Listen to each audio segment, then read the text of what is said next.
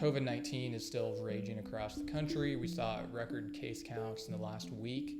The holiday season's approaching and people are unsure what that's gonna look like. I think everybody's still kind of looking for, something to do, something to distract themselves from these times. And it just so happens that November is National Novel Writing Month.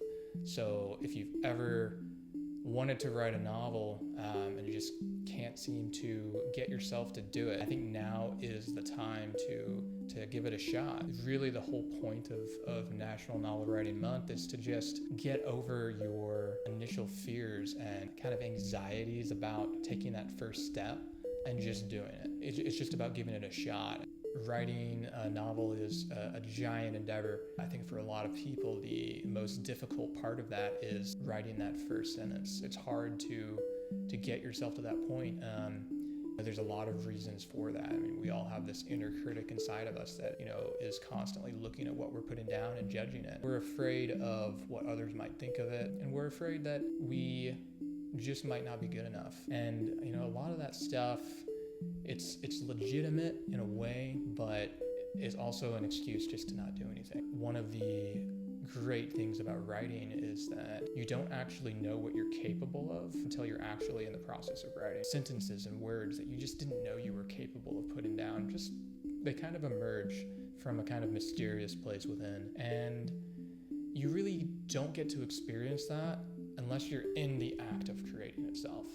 When I look at National Novel Writing Month, I don't look at it as end goal, write a novel. I look at it as end goal, see if you can get yourself in that situation where you are putting words on a page and you surprise yourself. You want to write something, I think, that feels alive, that feels exciting, that feels fresh. There is no recipe for writing a novel. However, there are some tips that I do think are helpful. I think they help to foster a creative mindset. So here are 5 tips that I think facilitate writing, storytelling, and overall creativity.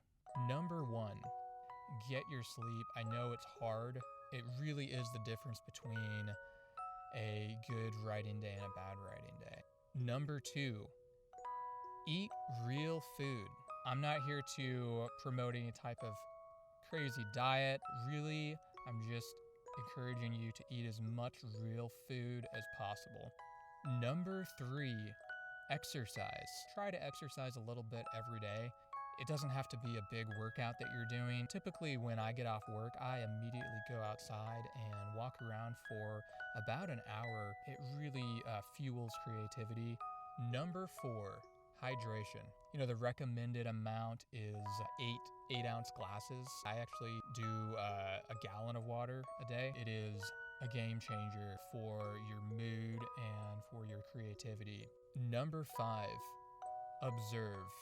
One of the fun things about writing a novel is that part of your research is simply observing the world around you. When you go to the grocery store or go to a coffee shop, sit on your porch and watch the rain coming down, or you can step inside the house and simply observe the rooms, the furniture, and the light coming through the window and the shadows it makes on the walls. The whole idea of this is just to get outside of your own mind. It serves as a reboot and really takes all of the bad ideas. They just drift away and are replaced with good ideas. So with this channel, I'd love to explore the nitty-gritty nuts and bolts elements of storytelling. But for now, with this initial video, I really just want to emphasize the importance of starting. If you really have been wanting to write that novel, tell that story, it doesn't matter what the story is, go crazy with it, have fun with it. I think now is the time to give it a shot. Why not? What do you got to lose? And last but not least, don't forget to just step back and take a long, deep